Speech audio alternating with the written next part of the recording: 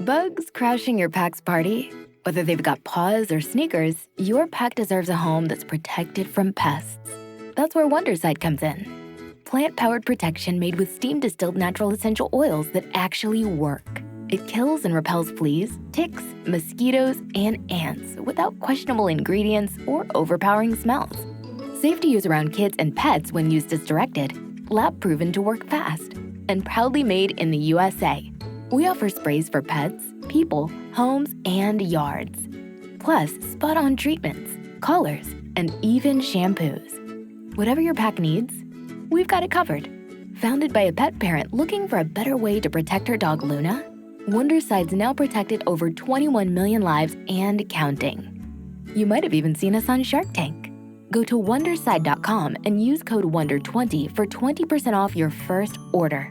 That's WONDER20 at Wondercide.com. Wondercide. Protect your pack with plant-powered Wondercide today.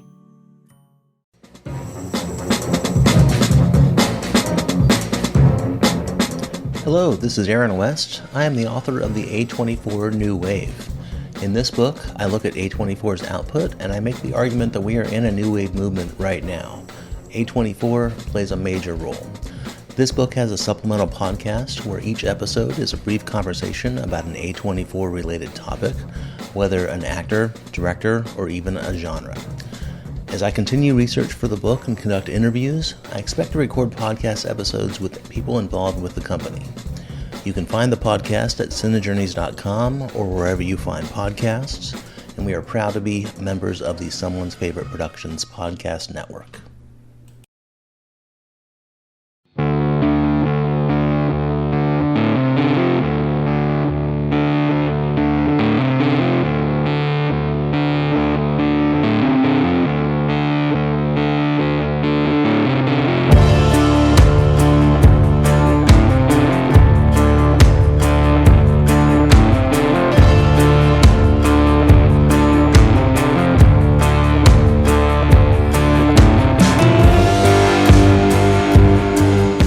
Welcome to the Kulturecast. I'm Chris Stachiw, and I'm joined by two people who you've heard on this podcast before. He put the You've Never Seen in a movie that we have definitely seen, the host of Oughtfive Films, Father Malone. Thank you for having me. I don't have any witty thing to say. It's okay. I'm sure you'll find something in that bag of tricks you have over there. And she is the co-host of Scary Stories We Tell, award-winning screenwriter, Jess Byard. Hello. Your reputation precedes you. It does. And I don't know. I guess my only witty thing I can say is I have Maxie Dean on the line. Maxie Dean. I've got Maxie Dean on the line. I've got Maxie Dean on the line. And we are talking about yet another Geena Davis film for You've Never Seen September. But I would contend, Father Malone, that You've Never Seen September was a lot of movies that we have seen.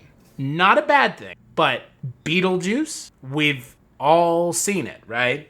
Yeah. So let's talk about Beetlejuice. Adam and Barbara are recently deceased. They were happy to haunt in peace until the new residents moved in. To rid themselves of these pesky pests, they call on the ghost world's leading bio-exorcist. It's showtime. Attention, keyboard shoppers. I'm back. You want somebody out of the house? I want to get somebody out here. But I want out. For good. You two have really screwed up. I want Beetlejuice out of the picture. You guys really are dead. Nightshade's promise. Spirits drive to the living. Let now the dead, shall we, come alive.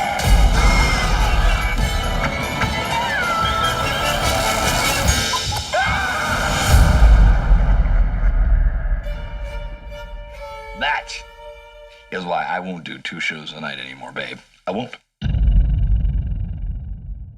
So the film is directed by Tim Burton. It is the screenplay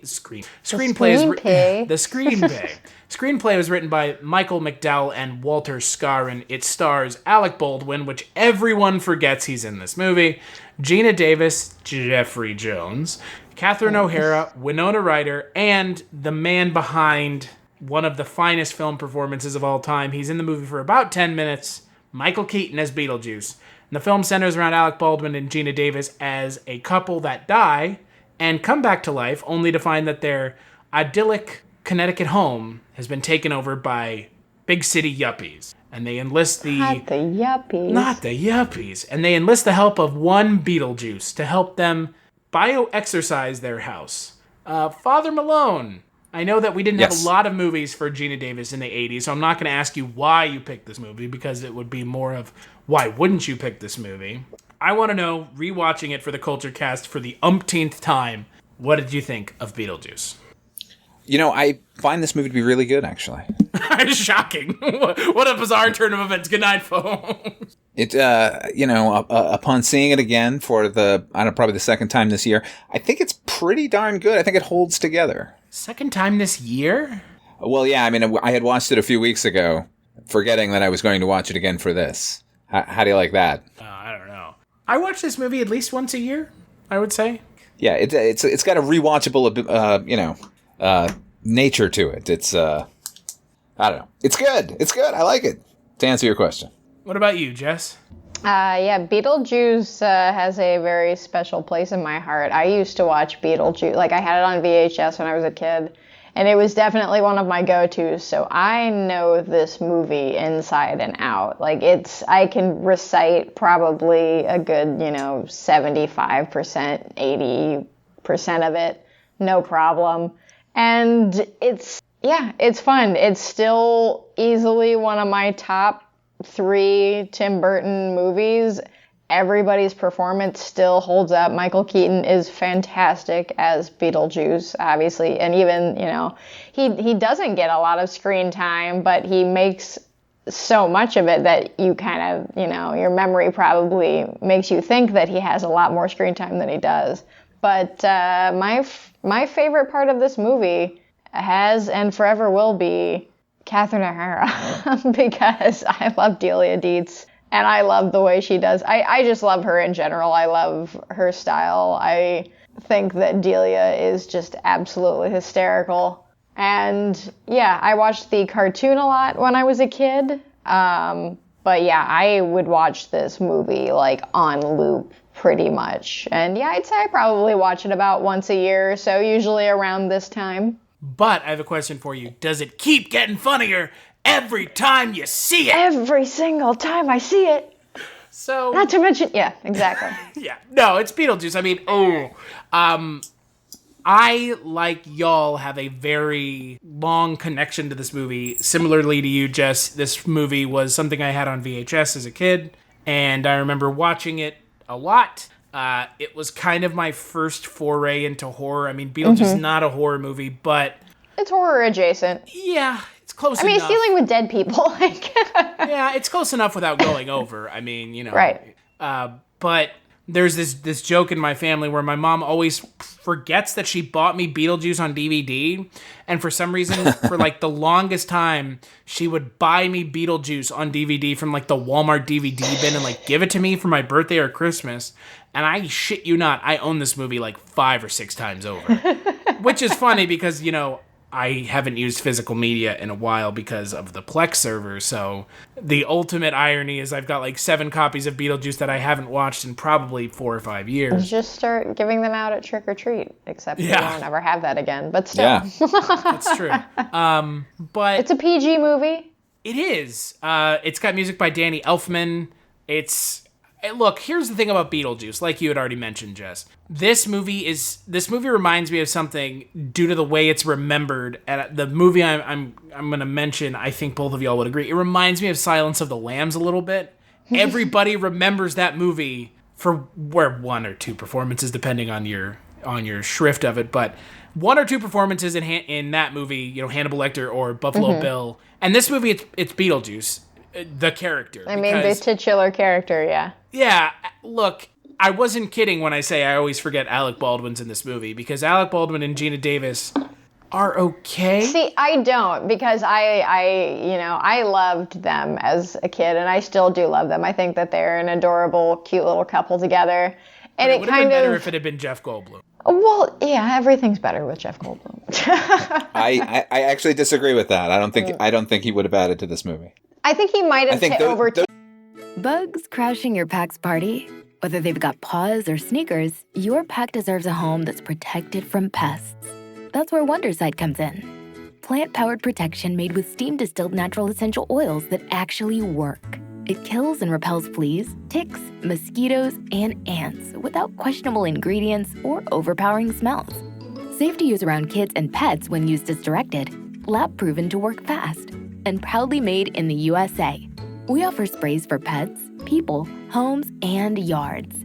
Plus, spot-on treatments, collars, and even shampoos. Whatever your pack needs, we've got it covered. Founded by a pet parent looking for a better way to protect her dog Luna, Wonderside's now protected over 21 million lives and counting. You might have even seen us on Shark Tank. Go to Wonderside.com and use code WONDER20 for 20% off your first order. That's WONDER20 at Wonderside.com. Wonderside. Protect your pack with plant-powered Wonderside today. Hello, my name is Kevin Tudor, and I'm one of the 3 hosts of Almost Major, a film podcast dissecting many major indie studios and the films they release. Every week, myself, Charlie Nash, and Bryden Doyle discuss overlooked, forgotten, or bona fide classic indie films via studio-specific miniseries. We've previously covered numerous films from Artisan Entertainment, Lionsgate Films, and New Line Cinema. Titles including The Blair Witch Project, American Psycho, Dogville, But I'm a Cheerleader, Saw, Requiem for a Dream, and Ringmaster, you know, the Jerry Springer film. Anyways, we have a fun time every week, and we hope you will join us. Subscribe to Almost Major wherever you get your podcasts. Now proudly a part of the Someone's Favorite Productions podcast network. Those 2 characters need to be bland.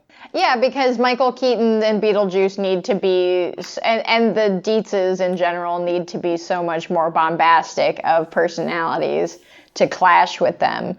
So, yeah, I like them. I always, I found they're just so square life, just kind of charming.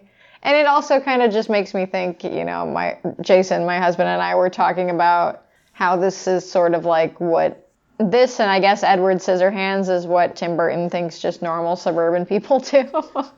Like this house that they live in is just kind of a weird house to begin with, and then it gets even more, transformed after the Dietzes move in.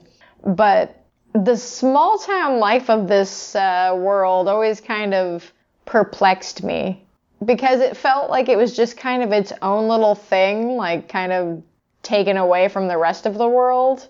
I don't know. It just seems like it lives in like a little Twilight Zone kind of universe. Oh, it's like Edward Scissorhands, right? I mean, where does that... It takes place in everywhere in America, Right.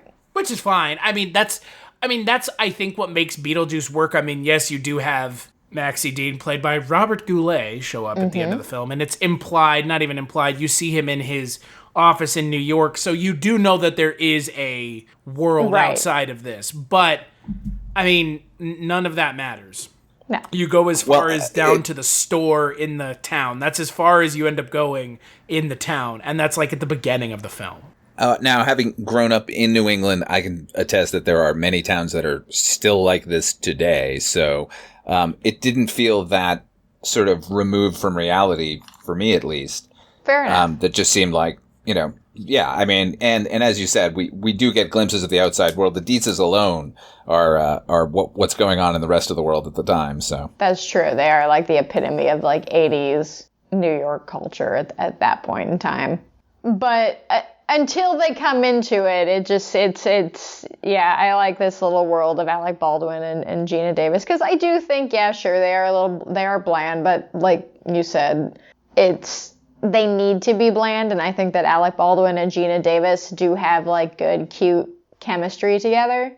And I do think that, yeah, if Jeff Goldblum were in this movie, he probably would have taken over a large part of the movie, whereas, this becomes very much a movie that's about Lydia halfway through it, and, ends up more being about her and, you know, the whole melding of the families than Beetlejuice himself. Which is also great because Winona Ryder is great.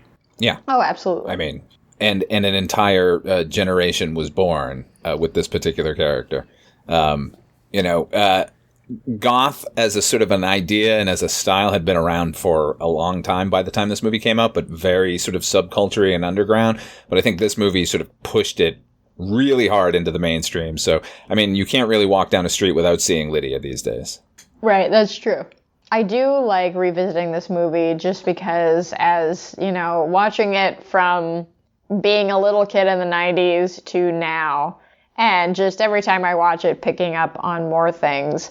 I do like the whole, you know, later on in the movie when they go to the waiting room of the, I guess, afterlife, and you kind of see everybody that's working it that are like, you know, they have these civil servant roles. And I do always enjoy the joke later on that Otho makes about people who commit suicide become civil servants in the afterlife, because it adds a whole other spin that I never picked up on as a kid. Because, like, as they walk through, as, you know, Alec Baldwin and Geena Davis walk through the sort of, I don't know what you want to call it, just it looks like the bureaucratic part of the afterlife. Yeah, the bureaucratic part of the afterlife. You see, like, everybody there, and they do have all remnants of suicide. And it always, for me, I was always really interested in that part of the world. And now as an adult, and that I know that, like, all the civil servants, you know, have these unfortunate, you know, self-inflicted deaths, I want to know more about those worlds. And that's kind of like, yeah. You know, as I watched the cartoon as a kid, obviously it was for kids, so there's none of that kind of heavy death talk like that. But I would totally, like, enjoy watching some sort of world that's set in that afterlife. It doesn't necessarily have to, you know, include Beetlejuice, but something just set in that world. Like the fantastic R.I.P.D. Oh, God. It was such a good film. I remember going and seeing it in the theaters. But, you know, I think what you're saying is true. Like, particularly the sort of version of the afterlife where the characters sometimes dwell in the movie. It speaks to how deft this film is, that we're able to take a subject like the afterlife, these people who are effectively indentured servants doing the bullshit blue-collar work no one ever would want to do, and it's because they committed suicide. Mm-hmm. And it's, like, sort of offhandedly given to you, because Otho mentions it, and then Miss Argentina also says, I wouldn't have had my little accident had I known. So, yeah, but that is a very heavy concept to sort of embrace in the middle of what is effectively kind of a wacky comedy. Right. And it doesn't detract from the film at all. It only makes the film even weirder and funnier. And it's well thought out, unlike those episodes of Twilight Zone 1985 that we've been watching, that attempt to address similar themes and fail completely. Yeah, we've seen quite a few of those. They fail completely because they get tied up in the minutia of it, as opposed to just broad stroke ideas. I mean, the idea that if you commit suicide and then you're damned to all eternity to be, you know, a caseworker or, you know, a coffee jockey. A paper pusher, essentially. Yeah, exactly. Like, that is such a broad stroke idea that, like, yeah, you could get more into it, but... Well, and you kind of, like, they do it, because they do it with a lot of, like, this movie is a lot, and much like with most Tim Burton movies, it's very visual. There's a lot of, you know, little sight gags, especially stuff hidden in this world, because... As a kid, when I watched this movie, when they're walking through this area and they're met by the guy who's hanging up, who is very clearly, like, smashed by some large vehicle, and he makes his joke about feeling flat and then slides and just, like, is in a slot in the wall. When I was a kid, that just concept freaked me the hell out, because I was like, oh my God, that would be a horrible way to have to spend eternity. And now, like, as an adult, now that I know... He also, like, it wasn't an accident. He ran out in front of the road, like in front of the truck. He jumped in front of that bus. Yeah. And you see it later when they're talking to Juno, too, that her throat is open, leading us to believe that she cut her throat, which, you know, there's a lot of And what a great subtle gag. Yeah. And I mean, that plants a lot of good seeds for you as the audience to kind of fill in a few little details. Like, for me and Juno, I kind of feel like she was an old lady who smoked a lot, and I bet she probably had some kind of like throat cancer or something.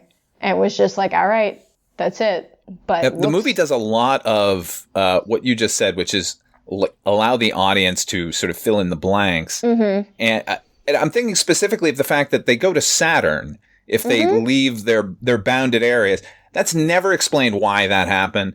It rolls so smoothly that you just accept it and go along with it. Right. Where it's just like, okay, the afterlife. Hello, this is Chris Haskell from They Live by Film. For those that don't know us, Adam, Zach, and we built a podcast over the last 2 years that's a combination of film discussion from 3 very different perspectives, as well as industry interviews with the leaders in boutique Blu-ray and 4K community. We started with Dev Crocodile, but over time we've been lucky enough to speak with Arrow Video, Severin, Mondo Macabro, Vinegar Syndrome, Radiance, Indicator, most of the OCN partner labels. It's been a blast. You can find us wherever you podcast, and also actually recently as part of Someone's Favorite Production Podcast Network. We hope to see you online. Life is, I guess, like you have to have... It makes sense in that, like, if you're trying to, like, meld a supernatural afterlife and also maybe kind of like a dimensional thing, because it works both ways. Yeah, because they would have to be exiting out and, like, going into a different dimension versus, live people who can just walk out of the building. But I do love the sandworms. And that's the other thing I do love about this movie, especially when I was a kid and I was getting into... horror and different types of animation and stop motion animation. There's a lot, as always, as usual with these earlier Tim Burton movies, there's a lot of really good stop motion and just visual, actual practical effects in this movie. I still love the, mass constructions that they do for Geena Davis and Alec Baldwin when they, morph their faces and heads. I still think that really works really well. Yeah, absolutely.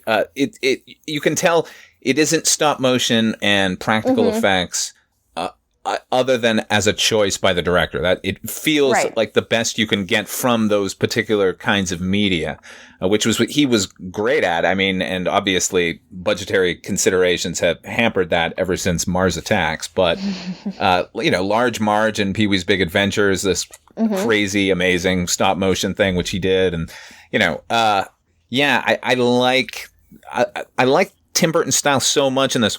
Okay, so you guys saw this in the 90s. I actually did see this in the theater. So I was 15, and I don't know if studios still do this, but I don't think they do because they just release movies whenever now. But they used to do a thing where they would have a sneak preview, but a week or two before the movie actually came out, that you could go pay for, and then you would see whatever was the studio's other movie that was playing at the time.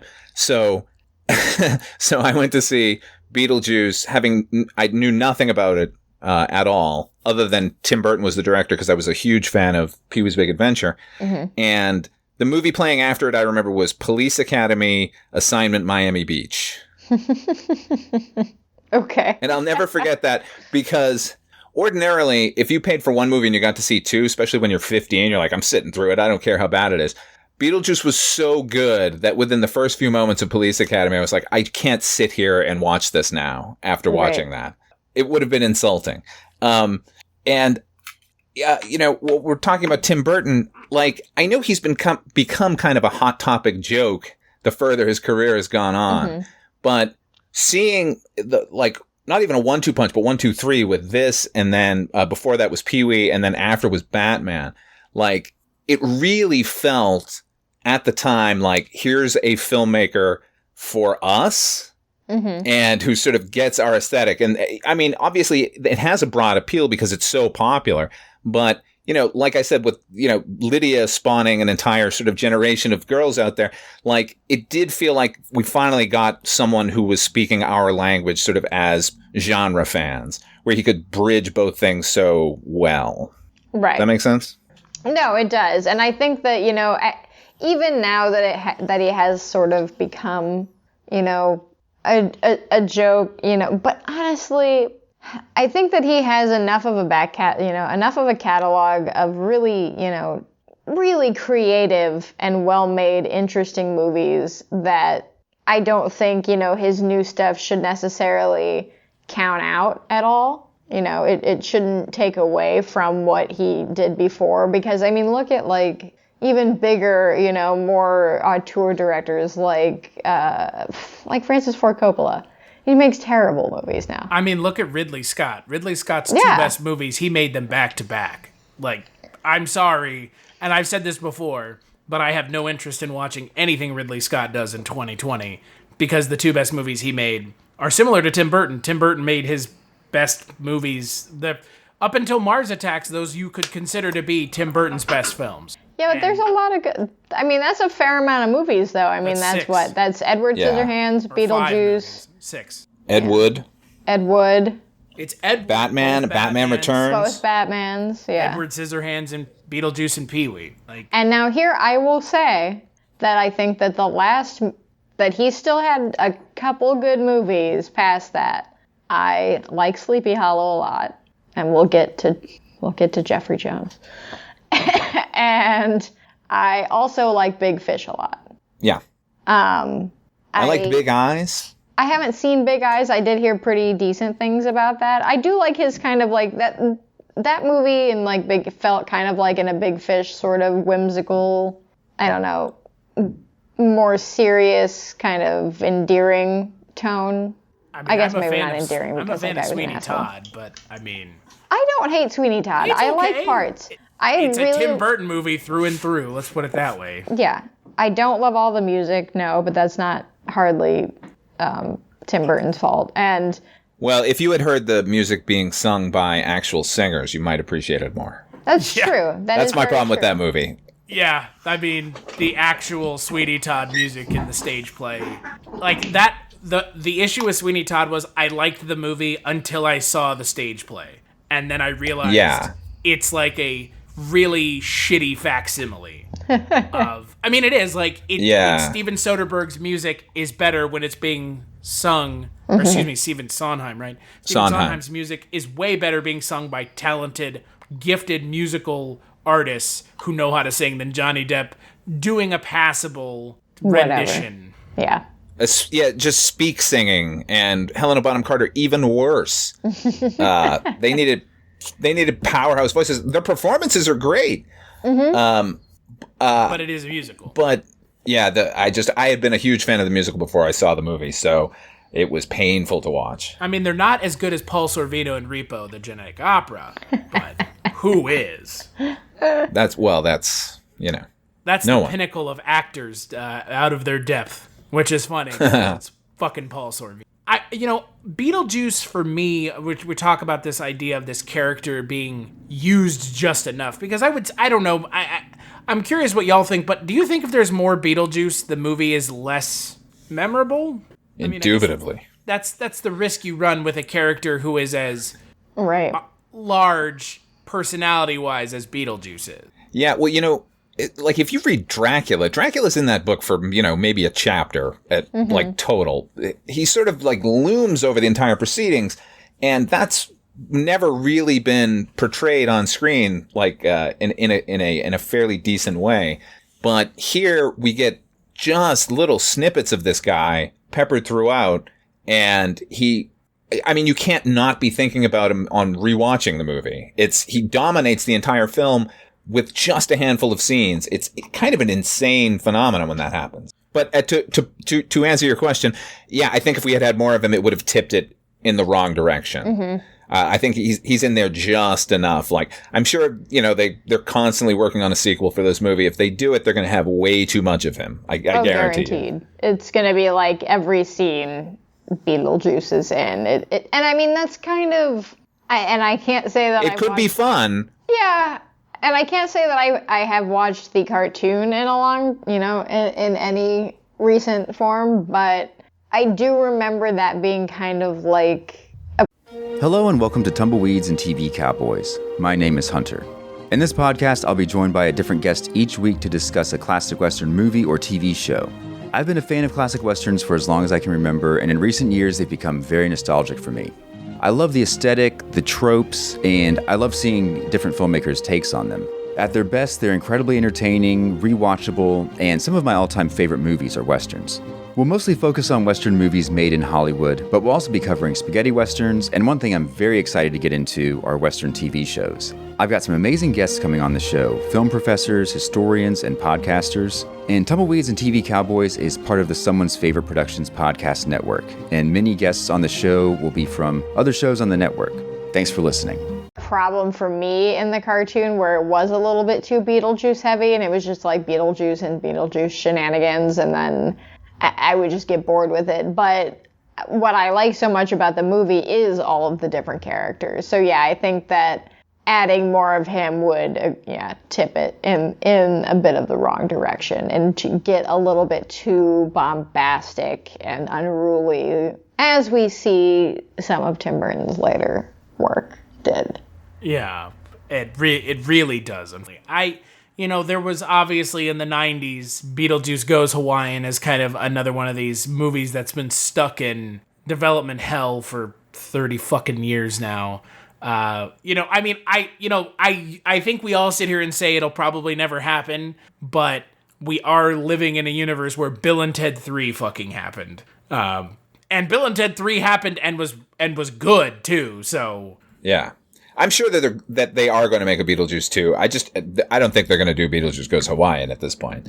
I fucking hope not, because the script for that movie sounded horrifying. Yeah, but I mean, did you ever see Aloha, Tim Burton's student film he did at Cal Arts? No. It's nearly silent and maybe 20 minutes long, and it's really good. And he hasn't as a filmmaker sort of delved into that phenomenon of movies from the 60s, sort of Beach Blanket Bingo and the like. And I think he might actually do something really interesting with it. So for me, I actually want them to do the Beetlejuice Goes Hawaiian, rewrite the script for now, but in that environment, I think it could be really funny. And I think it could be actually relevant now with the rise of tiki culture in this country. The rise of tiki culture that everyone is just now getting hip to again. Right. Well, that's every subculture, right? Bandwagon jumping bastards. Get out of here. Go. We don't want you around here. No, I think you're right, though. I mean, I don't know. Here's the thing. The likelihood that you get all 3 or 4, however you look at it, parts involved, they're not going to make this movie without Michael Keaton. You can't make it. No, but he said he'd do it. So. But I think they would. I think if they did, it would be a massive failure. More so than the failure it might be with him. I mean, I guess you could theoretically need to have Winona Ryder, but there's no requirement. I mean, the only requirement is Michael Keaton. You don't even need Tim Burton. I would guarantee you Tim Burton probably doesn't get involved. What would be the point at this point? I kind of, at this point, really want Tim Burton to direct this movie. I want him, but the point is, who maybe he's at the point where he's like, just don't give a shit anymore. It's fucking Beetlejuice. Let's move on. Or he's gotten to the point where he's like, well, I've remade everything that I cared about as a child. Let me go ahead and do this. I mean, it's not like he hasn't done a sequel before, so. It's true. And we did get Dark Shadows and Dumbo and Charlie and the Chocolate Factory, so maybe he's due for something that's really good. It would be nice. It would be and nice. Appropriate. But, the thing about Michael Keaton in this movie is he does steal the scenery, obviously. But to your point, Jess, Catherine O'Hara is as good as he is. She's easily one of my favorite actresses, definitely favorite comedic actresses, in a similar way that I love Madeline Kahn. It's just this ball of energy that is just so well timed and constantly moving and using every part of, her speech, her body language, her eyes, her face, everything. She's just fun to watch, and she really gives it all to her eccentric characters, which she usually gets to play. And yeah, I guest movies that she's in. Oh, exactly, yeah. And I mean, if either of you have watched Schitt's Creek, she's fantastic in that. And yeah, I mean, her dialogue with Lydia when they're going up the stairs after after Alec Baldwin and Geena Davis, and she's just screaming about, whether people either dead or alive will walk all over you. And it just cracks me up every time. I love the way she delivers all of those lines. Delia Dietz could have easily been pushed into caricature, but because it's Catherine O'Hara, she's able to give what are outlandish pronouncements and actions like heft.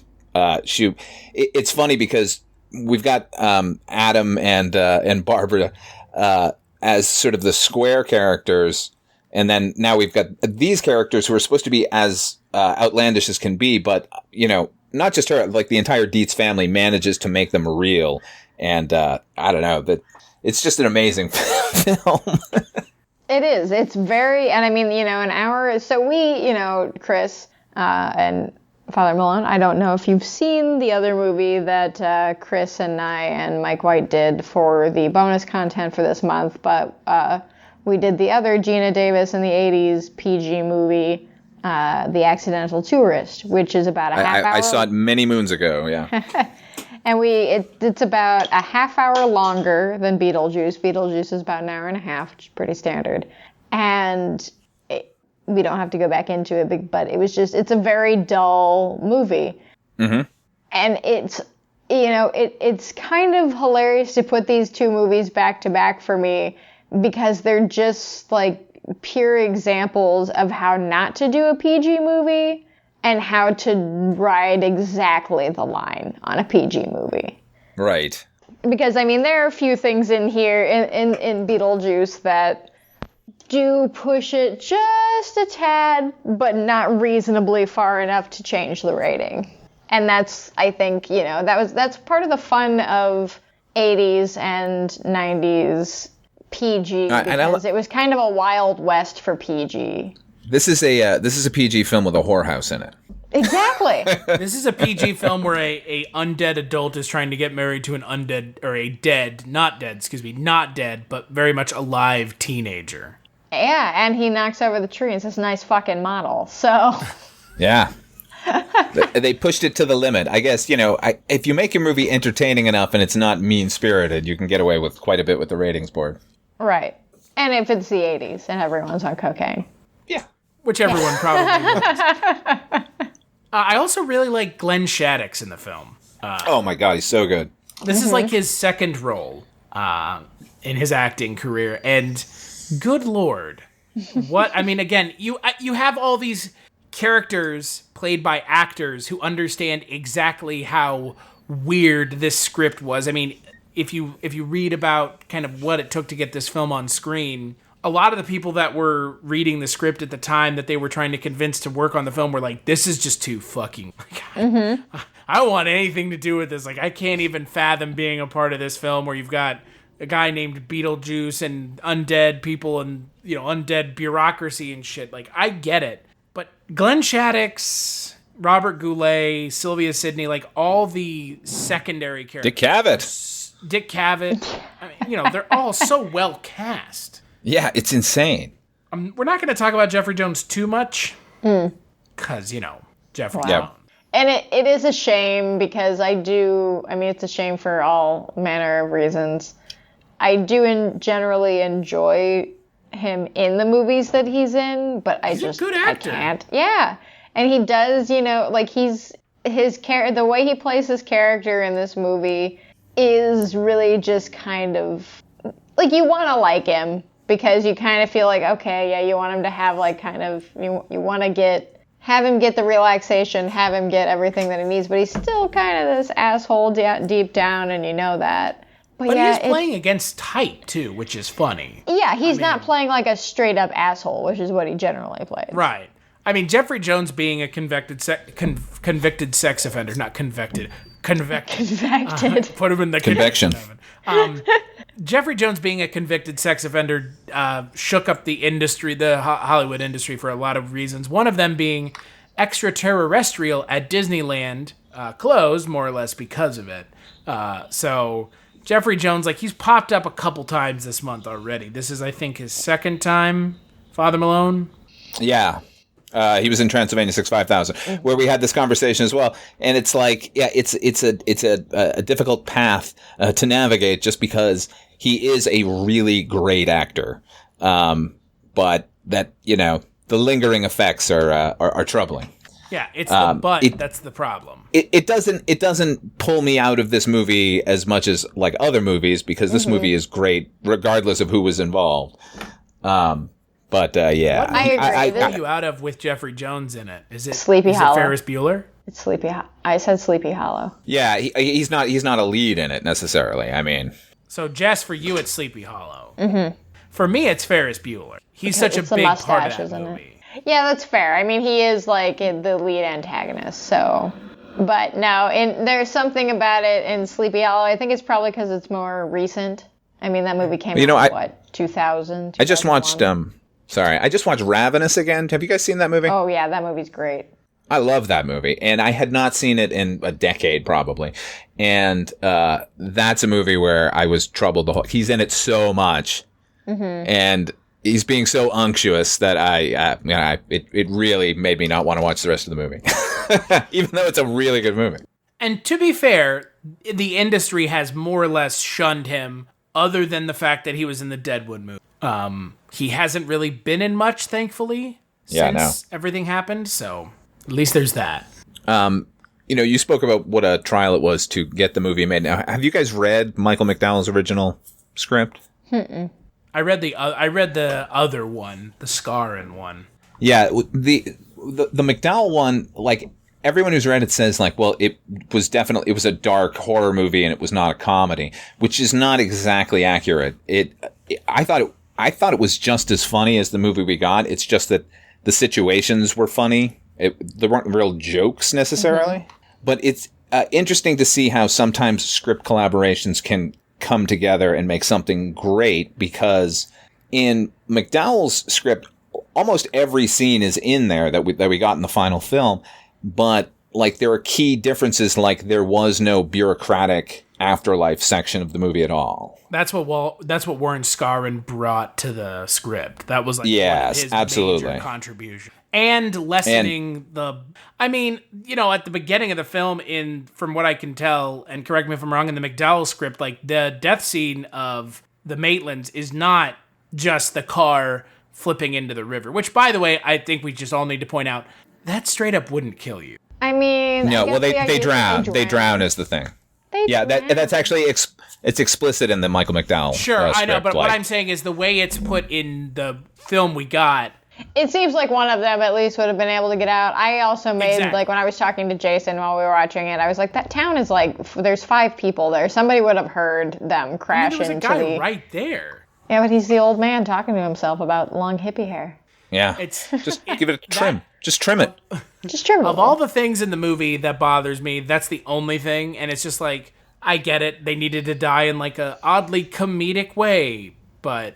It's like, whoops, they're taking their... Well, I also don't... So is their friend explained more in the original script? Because I don't really understand why she's... That's her cousin. That's her cousin? We're talking about... Jane. We're talking about Jane. I didn't know that either until I read the Wikipedia synopsis for the film. Are we sure the Wikipedia synopsis is correct? I guess we it must be. Sure. It must be, because how else does she have power of attorney to just sell their house? That's true. That's very true. Because it is a little weird that their real estate agent just sells their fucking house. Well, it's weird that she's just so on them in general about, like, you guys... I get it that it's like to, let us know that, like, oh, they don't have kids and it's a little bit of a tension subject. But there are people who want to buy the house. Yeah, and it's like, oh, the house is too big for you, and it's a bit of a jab. It's a bit heavily expositional there at the beginning, yeah. Yes, it is. For a character that really effectively disappears once the house gets sold. Right. Well, I mean, she made all her big Dietz money. Yeah, that's true. She got her commission.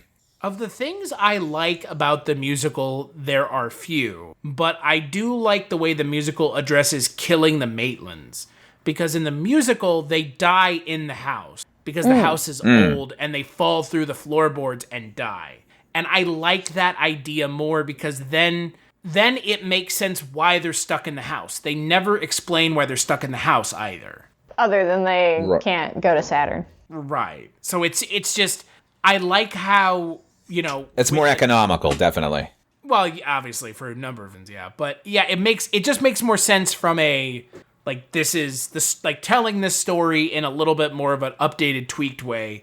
You do make it so it's like, yeah, they're connected to the house because they died in the house, not you have to do that fucking trope where it's like, we can't see ourselves. Mm-hmm. Isn't it weird? Like, I love how this movie does it, don't get me wrong, but it is a trope, like 100%. Well, yeah. And I mean, a lot of this movie, as Mike, as you just said, a lot of this movie is economical.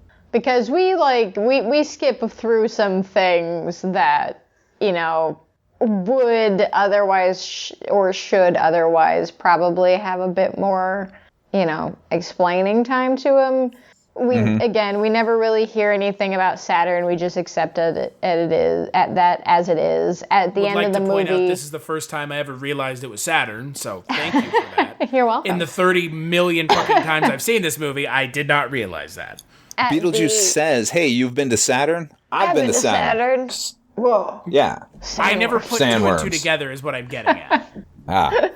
But, towards the end where they're, having their big showdown and Geena Davis gets bamped off into Saturn World, we don't ever get another scene with her until she's riding a sandworm back into the house. So that, I think, that needs a little more explaining. All of a sudden when they go back to, fucking limbo, bureaucratic hell, they can all of a sudden, stretch their head, know how to stretch out their heads and shit like that. They've been reading the handbook for the recently deceased. Yeah. It doesn't feel rushed in a bad way. It just feels like okay, you understand that this is a movie that is dealing with some really outlandish things here. Just fill in the blanks a little bit and let's move on. Which I don't mind. I mean, again, that's what makes this movie so memorable is there isn't hand holding. It's just just accept that there's more going on. I think for me, that's what the line that is said twice in the film, which is reading this book is like reading stereo instructions. That is such a line that would be such a throwaway line in so many other movies, but it explains to you pretty succinctly that the afterlife is a fucking nightmare, just like being alive is. There are just as many rules to being dead as there are to being alive. And I love that the film tackles it in this really just offhanded way, but it totally works because you look at the book, and the book is a just giant thick ass book anyway. Speaking of that line, when Jeffrey Jones says it again at the end and he says it excitedly, I think that's one of the best jokes in the movie. Because Adam is just oh my God, I can't even get through this. And he's like, hey, this is like reading stereo instructions. But he's not reading the hand guide for the recently deceased. He's reading How to Coexist. Right. Right. But I guess they're written by the same press. Or did they change? The Maitlands change how it was approached in Purgatory?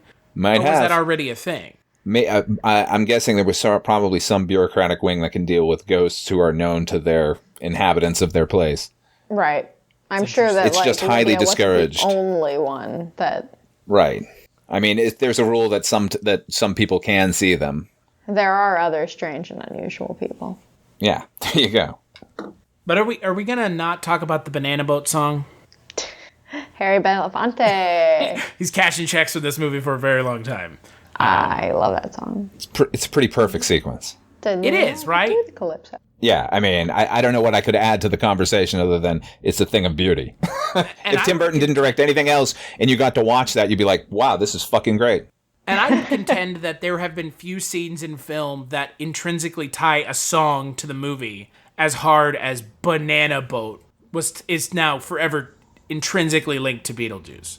You can hear it playing in on people's Halloween mixes. Yeah. It's like, exactly. Oh yeah, it's because it's from Beetlejuice. Yeah. I guarantee you without Beetlejuice, the Banana Boat song would not be nearly as popular as it is now. I mean, you can go to any sports arena and hear that song played. It's part of the fabric of pop culture because of Beetlejuice. No question. No doubt. And at least people know where it's from, unlike Be Afraid, Be Very Afraid, which nobody realizes is from The Fly. Right. And we get a fly reference in this movie when Beetlejuice lures the fly down. Hey, come here. Got something good for you. Come on. I mean, Beetlejuice's voice is great. I mean, Michael Keaton. Oh, yeah. I love Michael Keaton I do love Michael Keaton Batman, but I think that, for all 15 minutes that he is Beetlejuice, this is probably my favorite performance of his because he's just let loose and you can tell. He's like, oh, finally. I don't have to play this kind of reserved, brooding Batman. Well, no, up until this point in his career, he had mainly been doing comedies because I remember seeing Night Shift. Funny Man. Yeah, and Johnny Dangerously, so we knew he was a funny comedian. I don't think anyone was expecting how outrageous and energetic he could be as a performer until this movie. Right. It's one of the best performances of the 1980s, I would say. I could agree with that. I mean, Universal thought so much that they have a Beetlejuice walking around Disney or Universal Studios. I mean, and he has a show at Halloween Horror Nights. Yeah, the Beetlejuice review. They don't have that anymore, though, right? No. Of course not. I mean, at one point, Beetlejuice too much fun. They had a Bill and Ted review as well. That ran until 2019. Yeah. And at one point, Beetlejuice and the Ghostbusters crossed paths at Universal Studios. Oh my God. I know. I don't know about that. I mean, that's the thing. It's just what's funny to me is how deep into pop culture Beetlejuice has kind of still present. I mean, you can go to Hot Topic and they will still have Beetlejuice shit to buy. Yeah, it's pretty everywhere. Yeah. I own a Beetlejuice Halloween wreath that we put on our front door. That has a fucking sandworm on it. Nice. That you now know is from Saturn. Which now I know is because I'm a big dumb shit.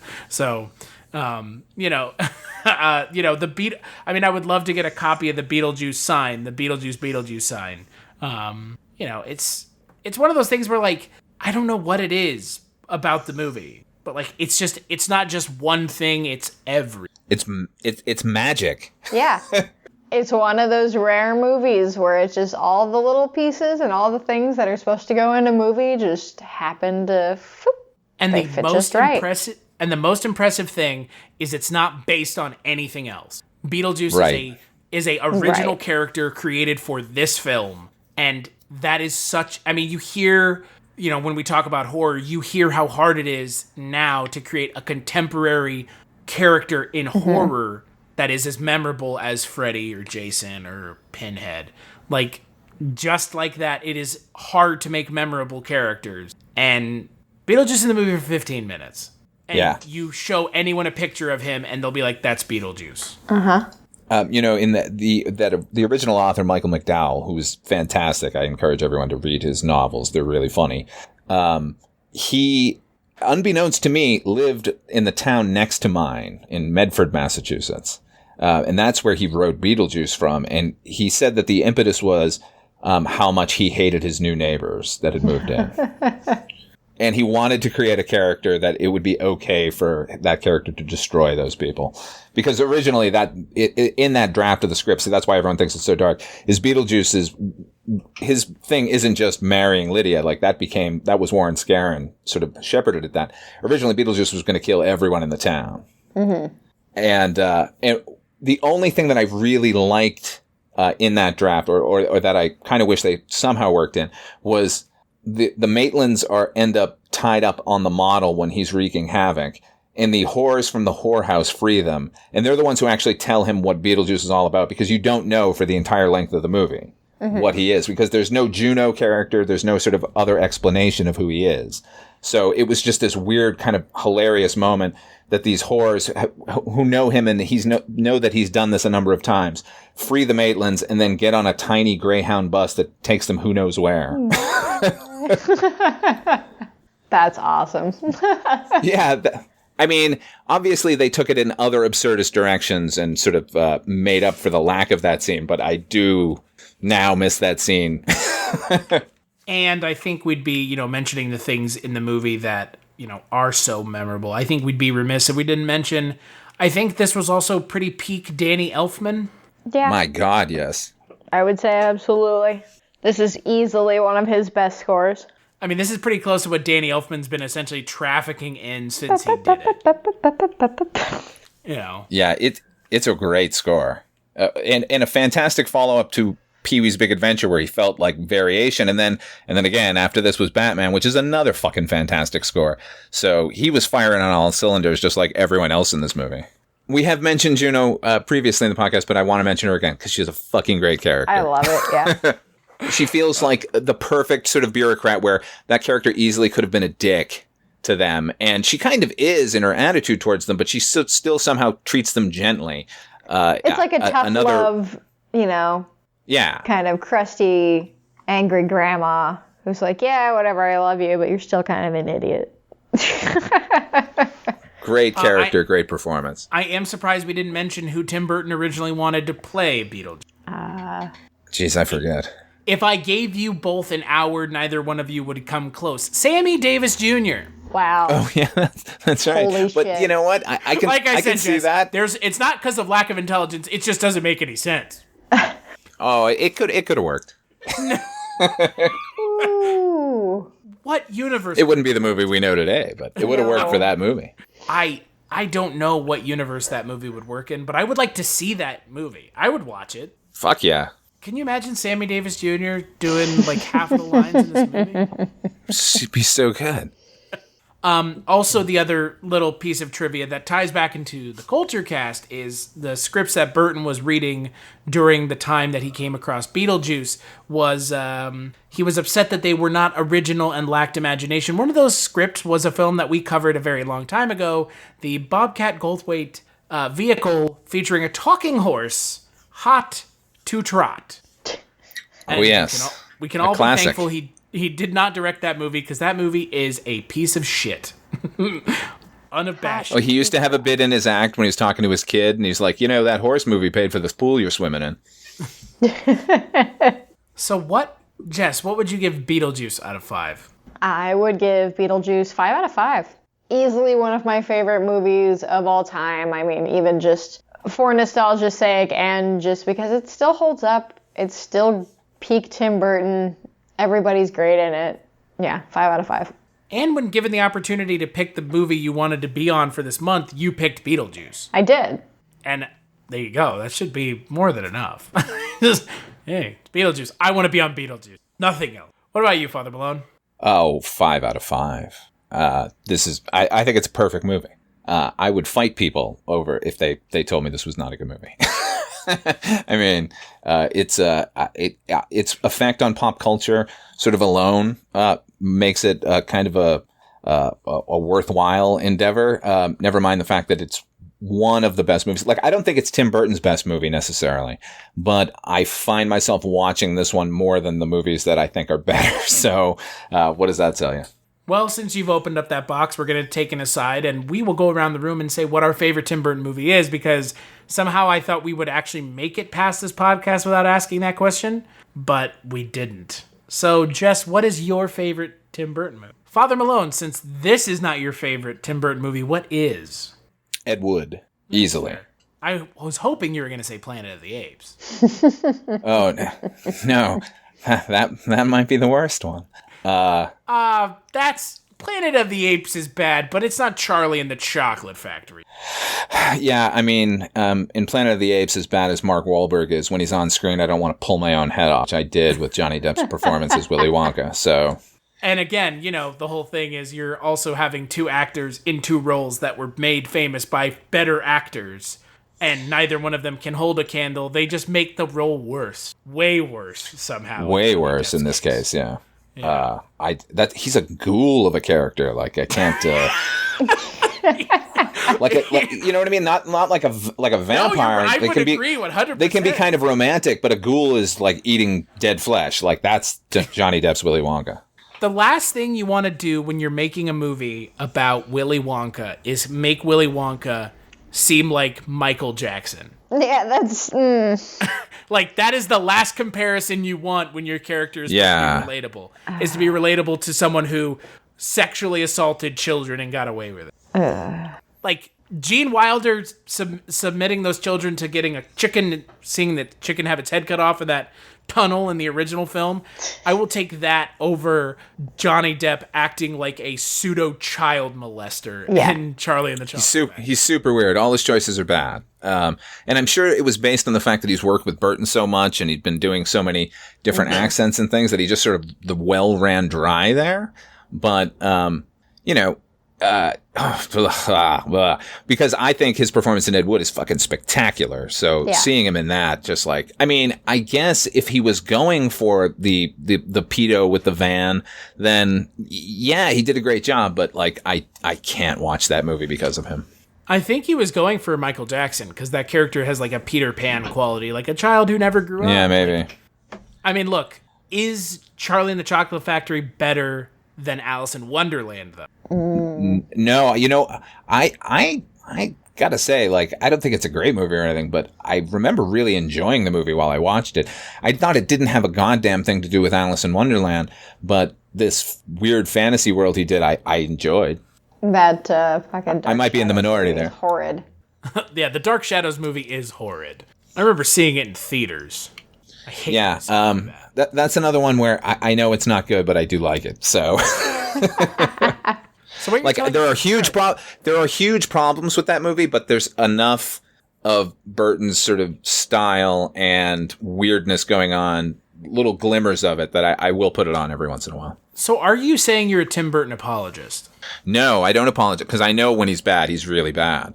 And I know it's easy to sort of pigeonhole him as this sort of one thing, like you can do with Wes Anderson.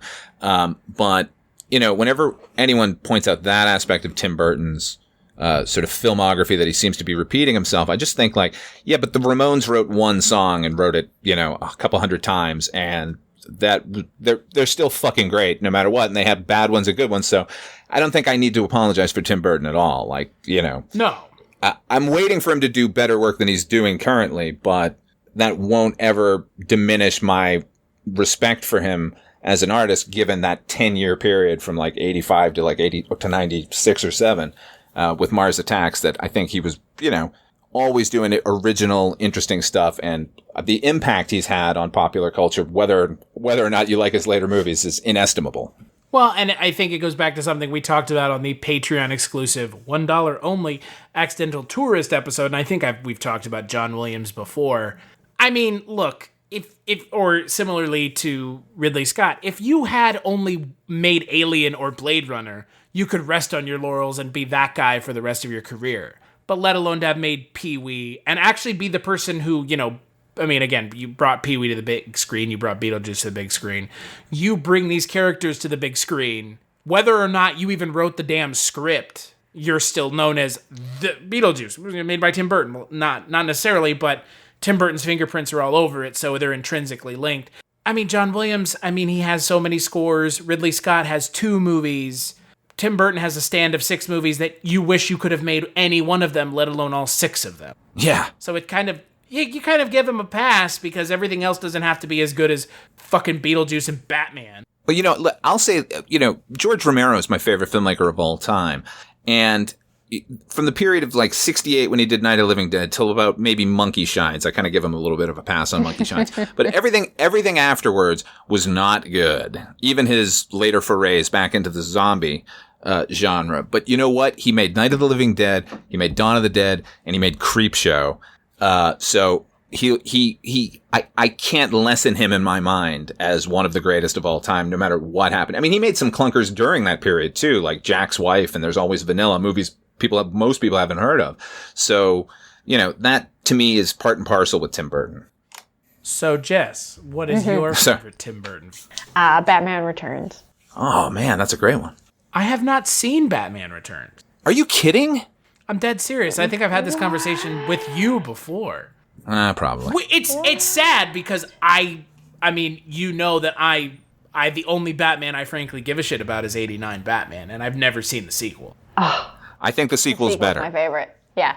That's what I've heard. Sequel is more Tim Burton-y. The sequel is Michelle Pfeiffer in leather. And yeah. Well, you don't have to say it that quietly. But yeah, no, that's definitely my favorite. It's my favorite Batman, and it's my favorite Tim Burton movie. Yeah, I'll say it's also my favorite Batman movie of any of them. I guess I need to watch it. Yes, you do. Fuck yeah.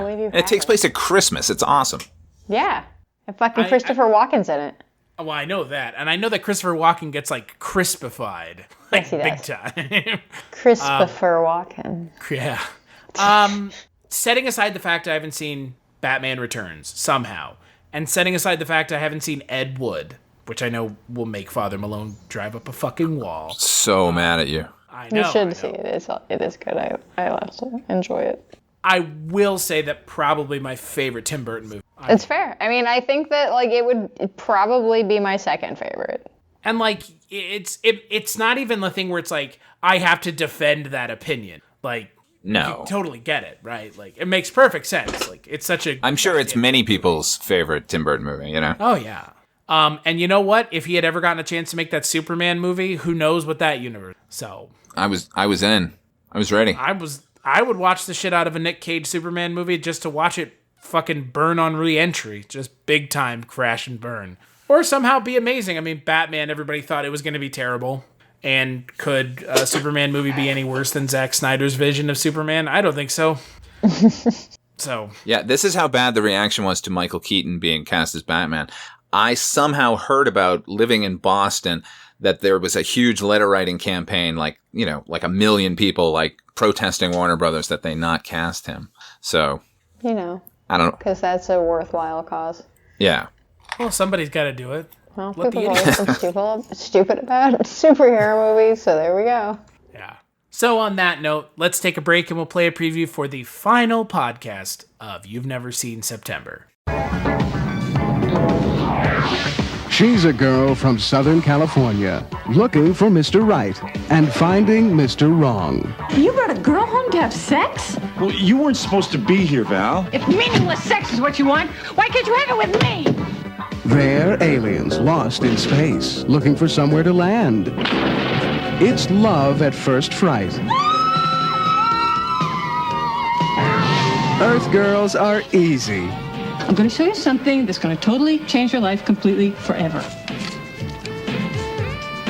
Are they straight? I don't know. They're aliens. So, what do you do with 3 furry aliens? You've got to cut their hair. What did you say?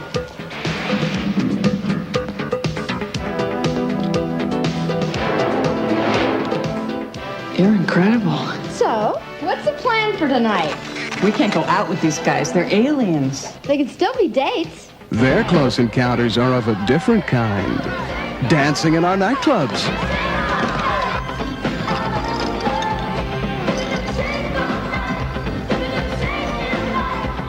I'm going home with him. Driving on our highways. Playing on our beaches. They boldly go where no alien has gone before. We may not even be, anatomically correct for each other. That could be a real problem. No problem. Earth girls are easy. What is easy? This is easy. That's right, on the final podcast of You've Never Seen September, we're going to be taking a look at a film I have not seen. Earth Girls Are Easy. However, it does star Jeff Goldblum, so he's in 3 of the 5 movies this month. So, almost Jeff Goldblum month? I mean, he was married to Geena Davis. Indeed. But yeah, that's a great one. I'm very excited for that by Father Malone again. I do enjoy Earth Girls Are Easy. It's a fun movie. It's a good movie. I've never seen it. And everybody's hot. Yeah. Including Jim Carrey. Pretty much. Maybe not everyone then. But, and we'll also be joined by Heather Drain, because that movie has, Charles Rocket in it, right? Uh-huh. And she's a huge fan of Charles Rocket, from what I've heard. Wow. Oddly that's a phrase you don't hear often. Yeah. I'm a huge fan of Charles Rocket. He's in Hocus Pocus. Yep. Well, I mean, he was... Don't act like you haven't watched it yet. Or don't act like you're not going to be watching it soon. I already got grifted into watching it. I haven't watched it yet. I don't watch it until October. I will not be watching. Okay, Father Malone, you do. I don't watch that movie. That's not one of my things. You make your wife watch it alone? She doesn't watch it either. What? She's not allowed. We're old people. That movie appeals to people who grew up watching that movie. If you grew up watching that movie, then you like that movie. But I did not grow up watching that movie. I grew up watching that movie, and I do. See, it's no Halloween Town, but what is? What is? So until then, where can people find you, Jess? You can find me on Twitter at writer Jess Byard. Pretty much everything is there. But if you want to hear me and Chris talking about things other than movies, you can hear us on our other podcast, The One Season Show, where we talk about television that lasted only one season, and our other podcast, Scary Stories We Tell, where we delve into all things supernatural, true crime, and anything in the fringe. So check those out. What about you, Father Malone? You can go to my YouTube channel, Oughtfive Films. Quite a bit of content there. You can also hear me with Chris over on Chronicles from the Crypt about the HBO television series Tales from the Crypt. And you can hear us over on with our good friend Mike White doing Dreams for Sale, the Twilight Zone 85 podcast about the only decent iteration of the Twilight Zone after its original run. When will the madness of the podcast end? When will it end? Yeah, we will. Someday we'll find out. As for me, you can follow me on Twitter at casualty_Chris. Kulturecast.com is where the podcast is at.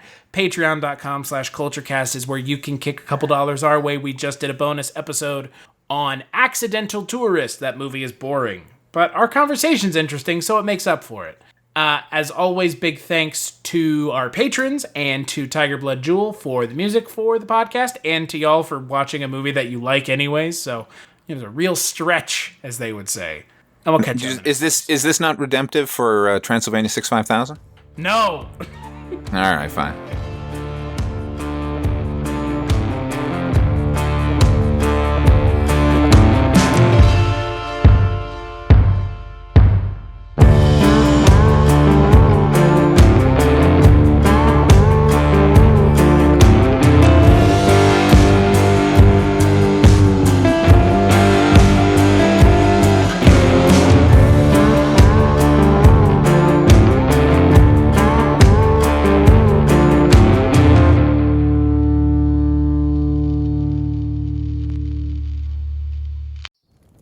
Have you ever wanted to dive deeper into the horror movies you love?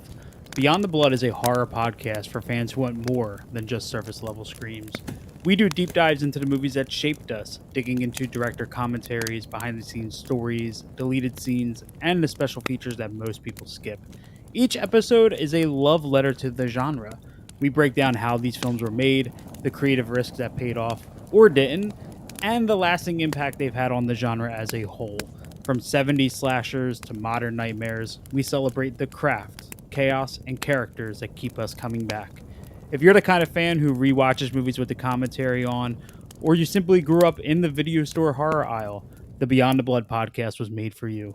New episodes every single week. Subscribe, and let's dig deep. Welcome to the Beyond the Blood podcast.